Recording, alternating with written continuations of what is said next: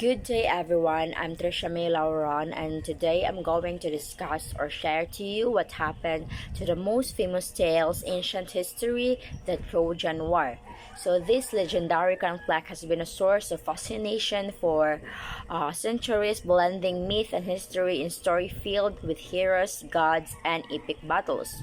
So, the story begins with seemingly simple but fateful event, the abduction of Helen, the beautiful queen of Sparta, by Paris, the prince of Troy. So this act of ignited a massive war between the Greeks and the Trojan Wars, lasting for 10 long years.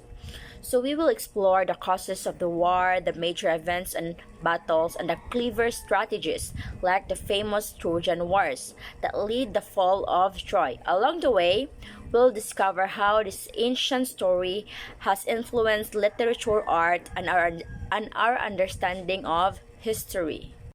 The actual Trojan War took place from 1260 before Christ to 1250 before Christ. So archaeological remains provide that there was a war but cost unknown.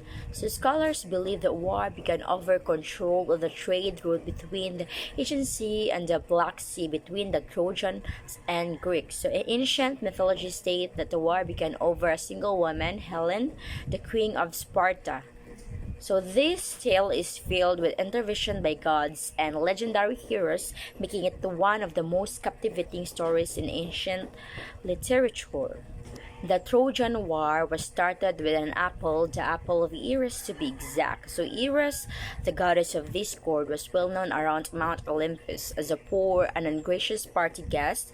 Indeed, she was known to start the disastrous argument. It was only natural then that when King Pallas and the sea nymph Thetis were planning the guest list for their wedding, that Eris was not to be considered. So outraged by their oversight, so Eris work her magic at the wedding without being present.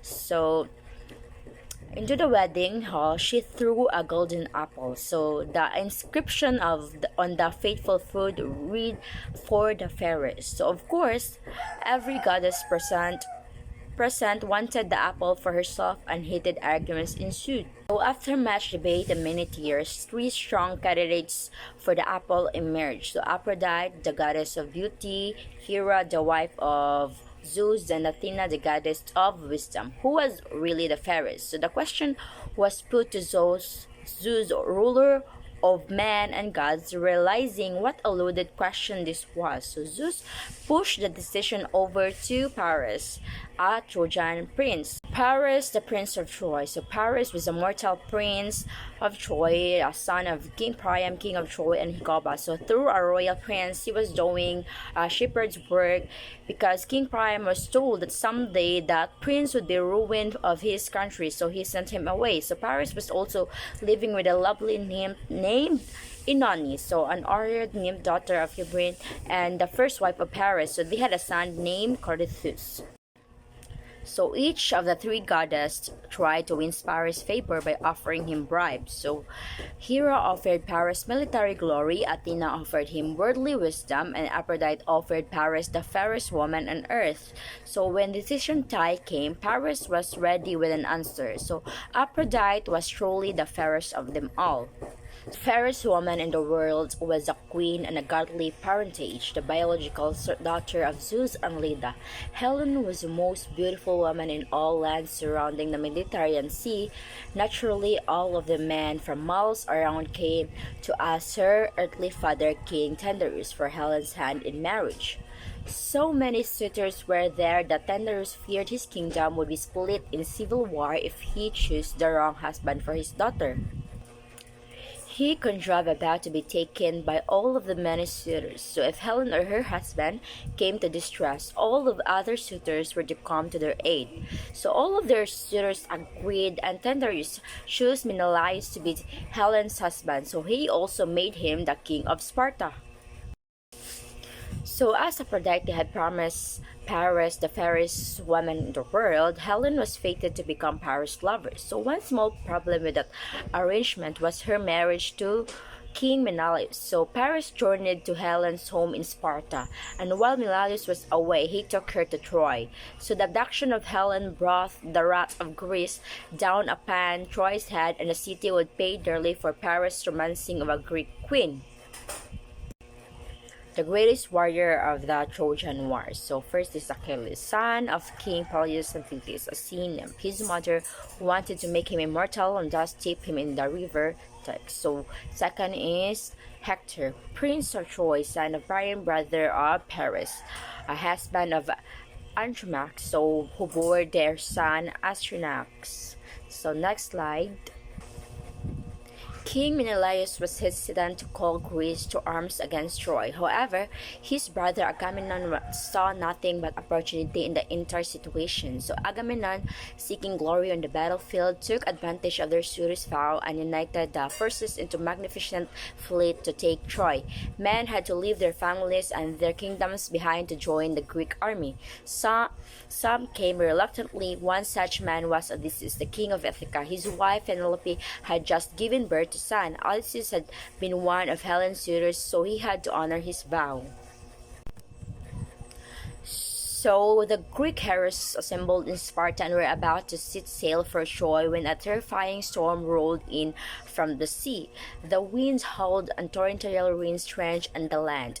So Calchas and the Greek prophet told Agamemnon that the goddess of the hunt, Artemis, was angry with the Greeks. So in order to appease the goddess and the storm, Agamemnon had to sacrifice his daughter to Artemis. Agamemnon lured his daughter to her death by telling her that she was to marry Achilles.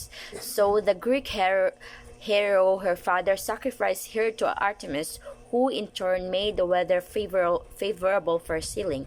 After the awful deed was done, the Greeks set sail for Troy. So Odysseus, known for his eloquence, and Menelaus were sent as ambassador to Priam, the king of Troy. So they demanded Helen be returned. King Priam refused, and Odysseus and Menelaus returned with the announcement that the war was inevitable.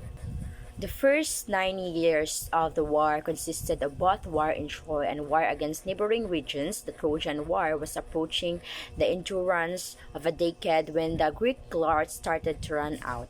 Men were worn out and tired of fighting against a fortified city. Troy had been under siege for 10 years, yet the wall of the city remained impenetrable. Battle-weary and almost defeated, the Greek force was ready to call it quits. The Greek leaders were unwilling to turn back without the treasure of the city in the hulls of their ships, so Odysseus devised a plan full of cunning that was sure to get the Greek army inside the god and goddesses against each other. So for Trojans, so Aphrodite, Ares, Apollo, and Artemis, and for Greeks, Hera, Athena, and Poseidon. So the battle continues.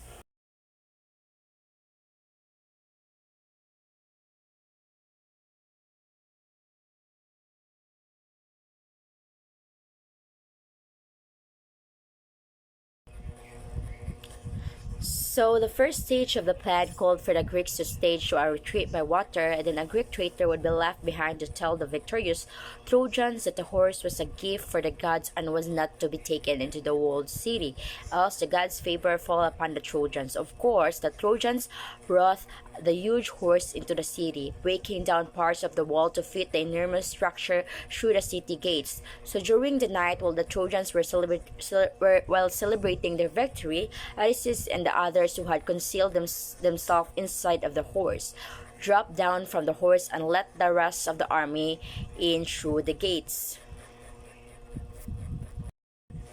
So once all the Greeks were inside of city, mass destruction and chaos broke loose. The Greeks burned the city, including the temple, mercilessly killed all of the Trojans' men, and enslaved the women. Menelaus found Helen. He drew his sword to kill her because of all the trouble she had caused, but the goddess Aphrodite protected her. And when Menelaus looked at Helen, he was so overwhelmed with her beauty that his sword fell to the ground. So the Trojan horse was ultimately the demise of the Trojans, and still stand today as evident that brains not prone will often win the battle.